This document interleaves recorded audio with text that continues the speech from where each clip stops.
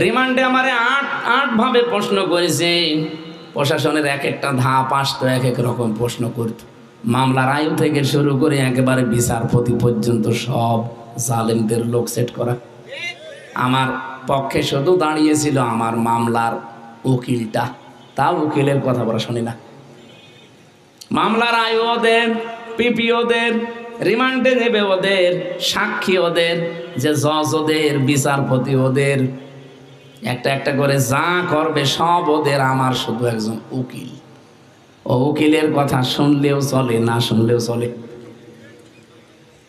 শুনতো না তার প্রমাণ 3 বছরের ভেতরে মামলাটা প্রায় 30 বারের ওপরে সিএমএম কোর্ট, জজ কোর্ট, হাইকোর্টে তুলেছিল, একবারও জামিন দেয়নি। দেবে কি করে? কারণ বিচারপতির হাতে, জজের হাতে কিচ্ছু নেই, সব আছে আল্লাহর ওলির হাতে। উনি যা বলবে তাই। যেহেতু লাল দাগ দিয়েছিল এই জন্য কিছুই হয়নি, অথচ আগস্টের 5 তারিখের পরে শুধু এই মামলা তুলতে দেরি। বিচারপতি বলছে কি দেখি মামলার রায় দেবো, এর ভেতরে কোনো মাল নেই, জান খারিজ করে দিলাম। আমি বলতে গেলাম যে বিচারপতি 3 বছর তো এই মামলা আপনার কাছে ছিল, 3টা বছরে তো কোনোদিন বলেন না যে এর ভেতরে মাল নেই। আজকে হঠাৎ করে এই কথায় আমাকে ওনার কামরায় নিয়ে গোপনে বলেছিল যে কোরআন শরীফ আমার সামনে, ওনার খাস কামরায় নিয়ে আমারে বলছিল, হুজুর আগস্টের মনে হয় 12 তারিখে 13 তারিখে মামলা তুলেছিলাম। আমারে বলছে হুজুর আমার কিচ্ছু করার নেই, আমার হাত বাঁধা ছিল, এখন আমার হাত খোলা আছে, এখন আমি ন্যায় বিচার করতে পারবো। আমরাও চাই বাংলাদেশে 1628 জন মানুষ এখনো দায়িত্বে আছে, এদেরও যেন হাত এভাবে আর বাধা না থাকে, হাত যেন আবু সাইদের মতো খোলা থাকে। মানে যেহেতু আল্লাহ এর আগে জানিয়েছেন মান জাবিল হাসানাতি ফালাহু আশরু আমসালিহা, কোন মানুষ যদি দুনিয়ায় একটা ভালো কাজ করে, একটা ভালো কাজের জন্য কমপক্ষে তারে আমি 10 গুণ বৃদ্ধি করে দেই। কত গুণ বলেন বলেন? এখানে যদি আপনি একটা কষ্ট সহ্য করেন, ওই কষ্টের সাথে সাথে কমপক্ষে আপনাকে কমপক্ষে 10টা, সর্বঊর্ধ্বে 700, আর মাঝে আছে 70।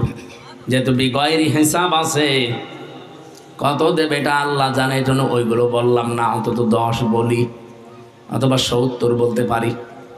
একটা কষ্টের জন্যে কমপক্ষে 70টা কষ্ট আপনি দুনিয়া আখিরাত মিলে, একটা কষ্টের জন্যে 70টা সুখ, শান্তি, কল্যাণ, যাই বলেন এগুলো পাবেন। এই গ্যারান্টি দিচ্ছে কে?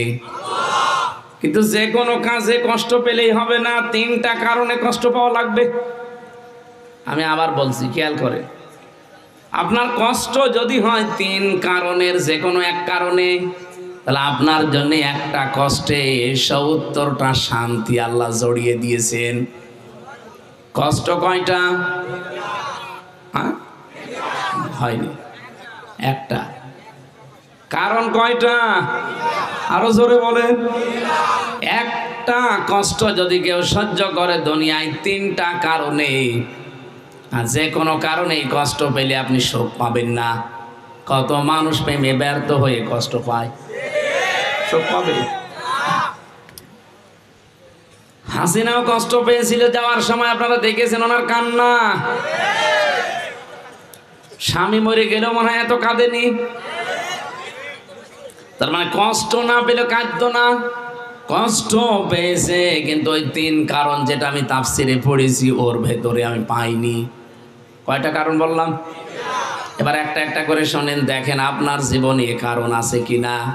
1 নম্বরে, কেউ যদি আমার আল্লাহর জন্য কষ্ট পায়, কেউ যদি রাসূলুল্লাহর জন্য কষ্ট পায়, কেউ যদি মানবতার জন্য কষ্ট পায়।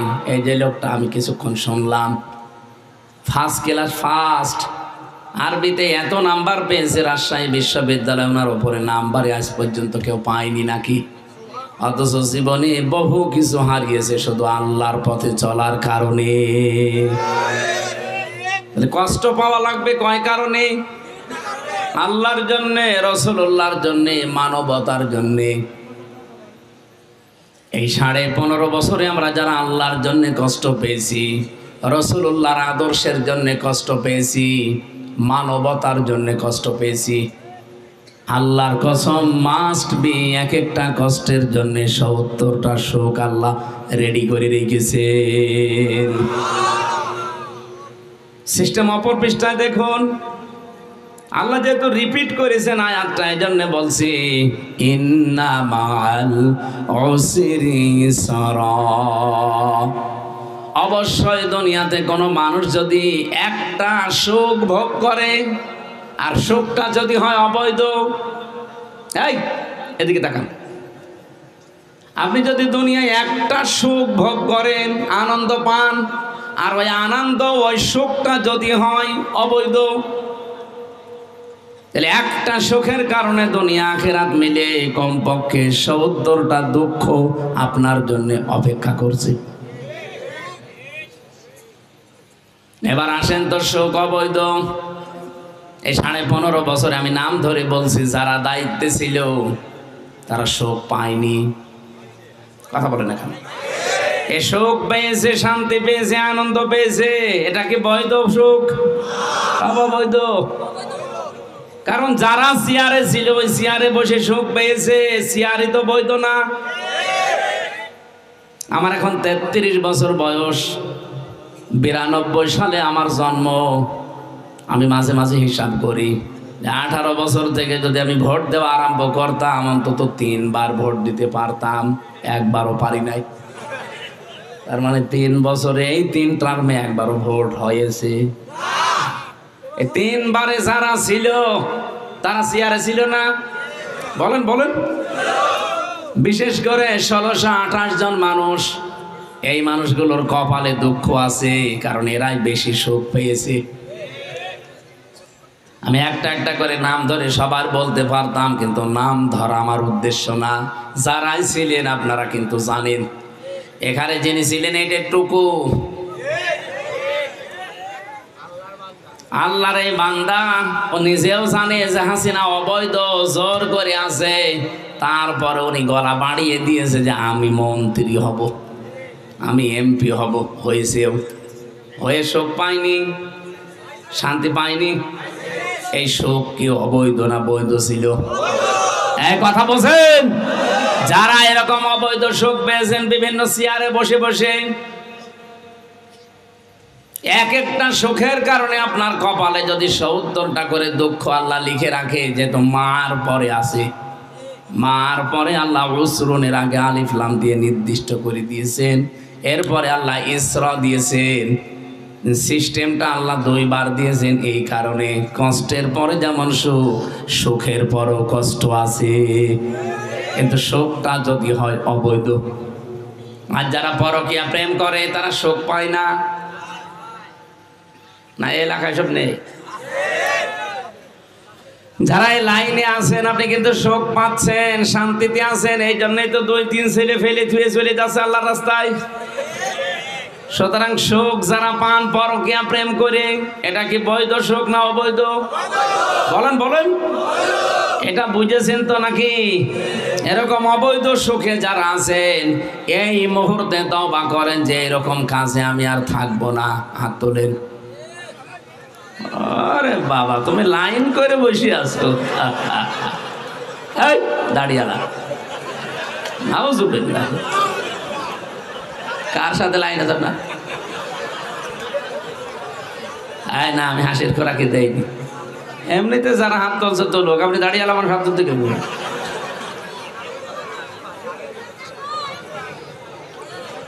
মেয়েদের ভেতরে এই স্বভাবটা এখন বেশি দেখতে পাচ্ছি।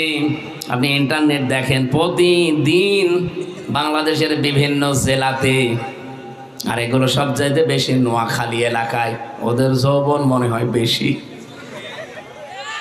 2-3টা ছেলে রেখে চলে যাচ্ছে আর একজনের সাথে, যে বলছে আমি অনশন করলাম, আমারে বিয়ে না করলে আমি মরে যাব। তুই মরে যাওয়াই ভালো, তোর বেশি থেকে দরকার কি? বৈধ স্বামী আছে, এরপরও যারা 2-3টা ছেলে মেয়ে রেখে চলে যাচ্ছে আলাদা জনের সাথে, একে মহিলা বলা যায়? কলঙ্ক একটা। এরা সুখ অবশ্যই কিছু না কিছু আগে পেয়েছে, নাই তো যেত না। কথা বলো কেন? এরকম কোন সুখ পায়নি তারা। এই অবৈধ সুখ যারা পেয়েছেন, এই সুখের কারণে এবার আপনি এক একটা সুখে, যেহেতু অবৈধ সুখ ছিল, ৭০টা করে দুঃখ আপনার সামনে অপেক্ষা করছে। এই 15.5 বছরে যারা অবৈধ সুখ ভোগ করেছেন 50টা না করেন, অন্তত 50টা সুখ যদি ভোগ করে থাকেন, বলেন তো এক একটা সুখে ৭০টা, 50টায় কয়টা? হট, কিসের হিসাব করেন আপনি? 550 মানে 3500, 3500 হবে না? তাহলে 3500 দুঃখ, কষ্ট, অকল্যাণ, অপমান আপনার জন্য আল্লাহ রেডি করে রেখেছেন। এই জন্যই তো হাসিনার কপাল খারাপ, এত সুখ পেয়েছে, ওর সুখের হিসাব নেই। এক একটাই যদি ৭০টা হয়, আপনি হিসাব করে দেখেন ও কব্বরে চলে যাবে। তারপরও আর চট করে ঢুকে পড়ার মতো কায়দা নেই, কারণ এতগুলো অপমান, অপদস্থ, অশান্তি, দুঃখ আপনি পাবেন, তারপরে তো সুখ। তাহলে তো কোরআন শরীফ ঝামেলা হয়ে যাবে। কি আমি কথা বোঝাতে পেরেছি কিনা বলেন? সুতরাং অবৈধ সুখ আর সামনে যেন কেউ না পায়। অনেকে আবারও ফের অবৈধ সুখ পাওয়ার জন্য চেষ্টা করছে, যে আমি কিচ্ছু চাই না। কি চান? নির্বাচন চাই। আরে ভাই, নির্বাচন তো আমিও চাই, কিন্তু 2732 জন মানুষ মরে গেল, এদের জীবনের কোনো দাম নেই। তারা যে উদ্দেশ্য অন্তত জীবনটা দিয়ে গেল, তাদের সে উদ্দেশ্য আগে সফল করেন। তারা সংস্কার চেয়েছিল। আমরা চাই, বারবার বলেছি, যারা দায়িত্বে আছেন, 1628 জন মানুষ এখনো পর্যন্ত ওই চেয়ারে আছে যারা 15.5 বছর ছিল। এইগুলোকে পাল্টান। এগুলো সব হয় জালেম, নয় জালেমদের দোষক। ওই পাবনারটা গেছে কুষ্টিয়ায়, কুষ্টিয়ারটা এসেছে কুড়িগ্রাম, এইভাবে। তাছাড়া জিনিস একই আছে। এই মালগুলো সব পাল্টাতে হবে। যারা এতদিন বৈষম্যের শিকার ছিল, তাদেরকে নিয়ে এসে চেয়ারগুলোতে বসান। কালকে নির্বাচন দিয়ে দেন, কোনো অসুবিধা নেই। কিছুই চাই না উনি। কি চান? বাবা নির্বাচন চায়। নির্বাচন আমি দিয়ে করবো কি? হয়তো আবার ওই আগের ভোট, দিনের ভোট রাতে হয়ে যাবে। এই কথা বলছে না কেন?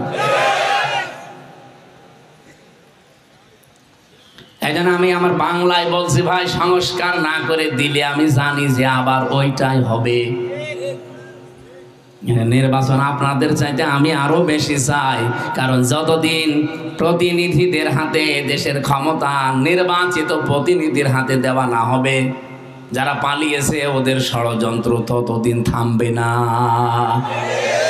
কারণ ওরা বিশাল একটা ধাক্কা খেয়েছে, ওরা জীবনে কল্পনাও করে না এরকম হোঁচট খাবো। বাইরের দেশগুলোতে যে গোপনে গোপনে একটু দেখা করে দোয়া চাওয়ার জন্য বললাম, ওই যে দেখা হয়, আমার কাছে দোয়া চেন না, শেষে বদদোয়া বেরিয়ে যাবে। কারণ আমি নিজে ভিকটিম। 3টা বছর আমার সাথে যা করেছেন, আমি যদি দোষ করতাম, আমার শাস্তি দিলে আমি মেনে নিতাম।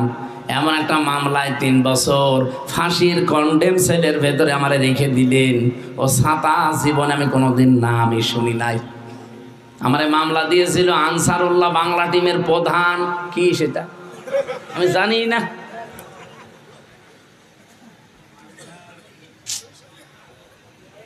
যারা রিমান্ডে নিয়ে 8 স্তরে আমার প্রশ্ন করতো, এতগুলো রিমান্ডের যে বিভিন্ন রকমের গোয়েন্দা সংস্থা আসতো, একটার পরে একটা এসে জিজ্ঞাসা করতো, হুজুর এইটা জানেন?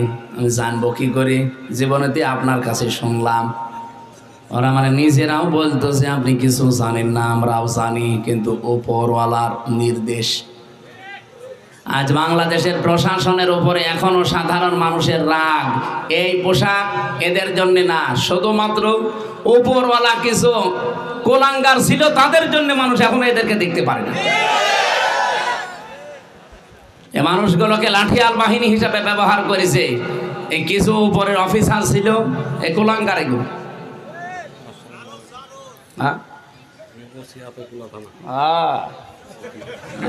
একজন পাওয়া গেছে না, আলহামদুলিল্লাহ। আমরা চাই যারা বৈষম্যের শিকার ছিল এতদিন, তারা এসে এই চেয়ারগুলোতে বসবে। এই 1628 জনের একজনও যেন না থাকে। আমরা যে কথা তুলেছিলাম সূরা আলাম নাশরা দিয়ে, এদিকে তাকান, নাকি ওসি সাহেবের চেহারা ভালো বলছে ওইদিকে তাকাচ্ছে? একটা অবৈধ সুখ যদি দুনিয়ায় কেউ ভোগ করেন, আল্লাহর কসম আল্লাহ নিজে যেহেতু জানিয়েছে এটা মিথ্যা হবে না, দুনিয়া আখিরাত মিলে আপনাকে আল্লাহ ৭০টা দুঃখ ভোগ করাবে।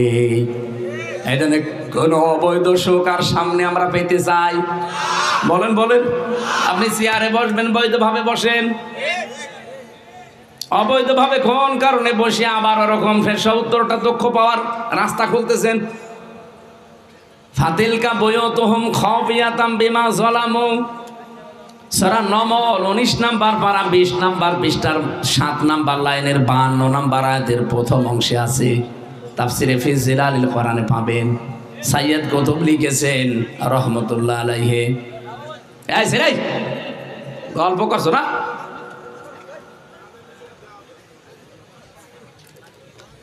আল্লাহ পাক বলেন এই সেই ঘরগুলো, এদিকে তাকান, এই সেই ঘরগুলো খাবিয়াতান জনশূন্য হয়ে গেছে, পরিত্যক্ত হয়ে পড়ে আছে, বিমা যালামু এদের জুলুমের কারণে। আমি এই বিমা যালামুর ব্যাখ্যা পড়তে গিয়ে তাফসিরে দেখেছি একটা দুইটা না, আমার জীবনে আমি প্রায় ৪২টার উপরে মিলিয়েছিলাম। আল্লাহ কেন খাবিয়াতান দেওয়ার পরে বিমা যালামু দিল? কারণ কত শব্দ ছিল সেগুলো দিল না। মুফাসসিরিন ইকরাম ব্যাখ্যা করতে গিয়ে লিখেছেন এটা পৃথিবীতে সত্যি যারা জুলুম করে ওই জুলুমের জায়গা পর্যন্ত আল্লাহর কাছে অভিশপ্ত হয়ে যায়। জালেমকে তো আল্লাহ ঘৃণা করে, এবং যে জায়গায় জুলুম করা হয় জায়গা পর্যন্ত আল্লাহর কাছে কালার হয়ে যায়। এই জন্য জায়গা আল্লাহ উজাড় গৃহ বানিয়ে দেয়। হজে যারা যায় জিজ্ঞাসা করে দেখেন, একটা জায়গা আছে ওই জায়গাতে খুব দ্রুত যাওয়া লাগে। নবীজি বলেন এই জায়গাটা অভিশপ্ত, তার মানে ওখানে এর আগে জুলুম করা হয়েছিল। যেখানে কন্যাদেরকে জীবিত অবস্থায় কবরের ভেতরে মাটি দিয়ে দিত, ওই জায়গাতেও দেখেছি মানুষজন তাড়াতাড়ি বলে এখান থেকে সরেন, কারণ এই জায়গাটায় যেহেতু জুলুম করা হয়েছে পুরা জায়গাটায় আল্লাহ অভিশপ্ত বানিয়ে দিয়েছে। পাবনাবাসী আরো খেয়াল করে শোনেন, আমি আয়াতটা আগস্টের ৫ তারিখের পরে মিলাচ্ছিলাম। আল্লাহ তুমি বিমা যালামু দিলে, যে জালেমদের বাড়ি ঘরের দিকে তুমি ইঙ্গিত দিলে, ফাতিলকা বুয়ুতুহুম, বাইতুন দেয়নি, বুয়ুত বহু বচন। জালেমদের বাড়ি ঘরের দিকে হে নবী আপনি একটু তাকান, এই যে এই সেই বাড়ি ঘর আজ উজাড় হয়ে আছে, জনশূন্য হয়ে আছে, পরিত্যক্ত হয়ে গেছে। আমি এটা মিলিয়েছিলাম আমার কুষ্টিয়ার হানিফ সাহেবের বাড়ির সাথে, দেখি ১০০ ভাগ খাপের খাপ মিলে গেছে। আগস্টের ৫ তারিখের বিকালবেলা যে দেখি পুরা বাড়ি মাটির সাথে মিশে গেছে, এমনকি পায়খানার প্যান্ট পর্যন্ত লোকজন খুলে নিয়ে চলে গেছে। এত রাগ ছিল ওনার উপরে। আল্লাহ রাব্বুল আলামিন এতটুকু দিয়ে শেষ করে দেননি। রব্বুল আলামিন বলেন শুধু একজনের যদি করতাম, হানিফ সাহেবের বাড়ি যদি হতো তাহলে বাইতুন দিতাম। বুয়ুত দিয়েছি কেন জানো? তামাম পৃথিবীতে এরকম বহু জালেমের আস্তানা আছে। আপনি অধিকাংশ জালেমের বাড়ির মাটির নিচে টর্চার সেল পাবেন, আয়না ঘর এরকম কিছু পেয়ে যাবেন। মানবতার উপরে এত কঠিন অবস্থা তারা তৈরি করেছিল, আল্লাহর আরশ পর্যন্ত কেঁপে গেছে।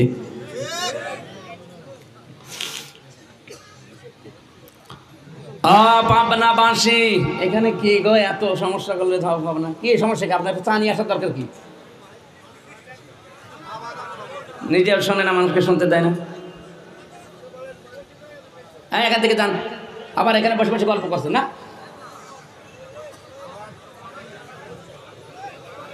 একটা প্রশ্ন করলে তো বলতে পারেন না, কি বসে বসে কি শোনেন? জীবনে আয়াতের এই ব্যাখ্যা জীবনে শুনেছেন আপনি? একটা অবৈধ সুখ পেলে ৭০টা আপনাকে অশান্তি দুনিয়া ভোগ করা লাগবে। আমি গতানুগতিক কথা বলি না ভাই, বাস্তবের সাথে মিললে বলি, না হলে আয়াত বাদ দিয়ে দিই। যেটা আমি বসবো না ওটা আপনাকে বোঝাবো, কেন আমি দেখতে পাচ্ছি জালেমরা যেখানে যেখানে, বাংলাদেশে 630টা থানা আছে, যেখানেই গিয়েছি জালেমদের বাড়ি ঘর নেই, সব ওলটপালট করে ফেলেছি। আল্লাহ এতটুকু যদি শেষ করে দিত তাও আমি আয়াতটা নিয়ে আসতাম না, এর পরেরটা আমাদের জন্য। ইন্না ফি যালিকা লাআয়াতাল লিকাউমিন ইয়ালামুন। আরবি গ্রামার যারা বোঝেন দুইটা জিনিস এখানে দেখবেন আছে, ইন্না আছে আর লামে তাকিদ আছে।